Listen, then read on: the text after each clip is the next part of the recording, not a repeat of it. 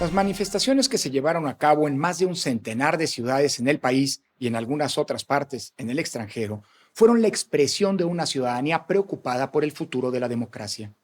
La democracia mexicana vive momentos muy delicados, no solo, como es normal, porque estamos adentrándonos en la parte más candente del proceso electoral en curso, las campañas políticas, sino además porque estamos apenas a 100 días de su momento culminante, es decir, la jornada electoral del domingo 2 de junio. Pero además, existe una amenaza real de una regresión autoritaria a partir del intento de desmantelamiento de la institucionalidad y de las condiciones democráticas que se construyeron en las últimas décadas con muchos esfuerzos y grandes consensos políticos. Sobre estos dos temas quiero hacer algunos comentarios en esta ocasión. En primer lugar, las elecciones, aunque son parte de la normalidad democrática, pues su realización periódica es lo que define los reacomodos en el poder público a partir del voto ciudadano libremente emitido, siempre suponen un inevitable momento de tensión.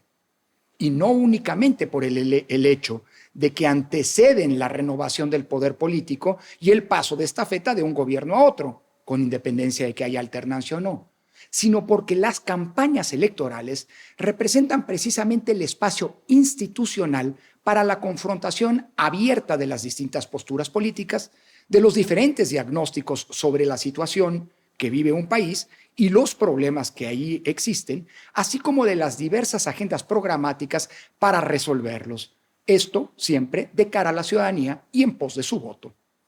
Las campañas que iniciarán formalmente el próximo 1 de marzo son, en efecto, un periodo pensado para que se dé y se procese una intensa discusión pública, no exenta de rispidez, idealmente dentro de los cauces legales, antagonismo, acusaciones, descalificaciones y hasta ataques. Son un espacio inevitable de tensión que antecede a la decisión ciudadana en las urnas. Y aunque no se puede pretender que las campañas sean una elegante y educada charla entre damas y caballeros en un salón de té decimonónico, sí hay que cuidar, sin embargo, que no se traspasen ciertos límites que vuelvan la convivencia política insostenible y que la misma se dé siempre sin derivar en la violencia, que es, por cierto, la negación misma de la democracia. Y es que siempre hay un día después. Después de las elecciones, el 3 de junio, todos nuestros problemas seguirán ahí y son tan graves y profundos que nos van a necesitar a todos, a ganadores y perdedores de la elección, para poder resolverlos.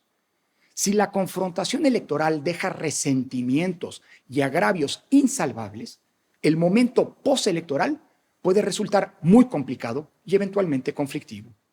En vez de convertirse en un espacio en donde las aguas de la política vuelven a su cauce, en donde las pasiones se atemperan y en donde el criterio y el buen juicio predominan de nueva cuenta y la disposición al diálogo, al entendimiento y al acuerdo reasumen su rol prioritario en los ánimos de la política y de los actores políticos, los tiempos postelectorales pueden terminar siendo fuentes de problemas y la espiral de la confrontación propia de las campañas puede volverse parte de la cotidianidad y de la normalidad de la vida política incluso después de las elecciones, poniendo así en grave riesgo la convivencia democrática que supone, por definición, la recreación pacífica y consensuada de las diferencias. Por otra parte, la democracia en México enfrenta hoy un ya abierto y declarado intento por desmantelarla y operar una regresión autocrática. No se trata de especulaciones o de riesgos abstractos. La presentación de la serie de iniciativas de reformas constitucionales y algunas legales por parte del presidente López Obrador el pasado 5 de febrero define la ruta por la que se busca operar ese desmantelamiento de las reglas, condiciones e instituciones de la democracia para materializar una reinstauración autoritaria.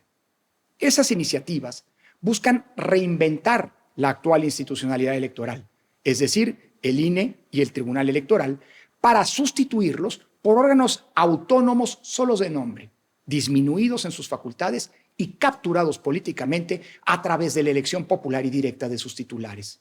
El paquete de reformas también pretende controlar políticamente al Poder Judicial mediante la elección por voto popular de jueces, magistrados y ministros, como si estos fueran representantes de una parte de la población, quien votó por ellos, y no garantes técnicos e imparciales de la legalidad y protectores, en consecuencia, de los derechos de todas y todos, particularmente de las minorías frente a los abusos del poder.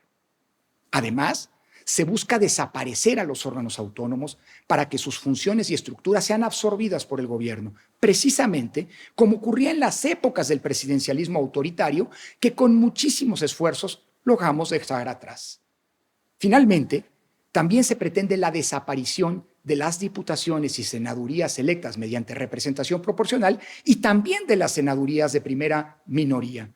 que se pretende, en consecuencia, que solo las mayorías sean representadas en el Congreso de la Unión, borrando así del mapa de la representación nacional a las minorías. Esa es la razón concreta que convocó a cientos de miles de mexicanas y mexicanos a las manifestaciones del domingo pasado y que no tuvieron como propósito el respaldar ni el contraponerse a ninguna candidatura, partido o coalición, sino simplemente no permitir que la escalera, cada vez más firme, cada vez más robusta, cada vez más sólida que hemos venido construyendo, para que quien tenga los votos pueda llegar al primer piso, no sea ahora destruida desde arriba por quien ha sido el principal beneficiario de esa construcción colectiva. No se vale aprovechar las condiciones que ofrece la democracia para llegar al poder y, desde ahí, desmantelar a la democracia misma. Las expresiones masivas de defensa de la democracia que vimos el domingo pasado son una gran noticia, pues evidencian que la sociedad no va a permitir, por miedo, por indiferencia o por menosprecio de su gravedad, que la obra de erosión democrática que se pretende prospere. Y eso son sin duda buenas noticias. Sin embargo, la reacción furibunda del gobierno frente a las manifestaciones es muy preocupante, pues lejos de ser sensibles a la protesta ciudadana y buscar tender puentes de diálogo y entendimiento, descalifican, ofenden y agreden, evidenciando no solo el talante autoritario del oficialismo, sino también que el riesgo por el cual la gente protestó es un riesgo real.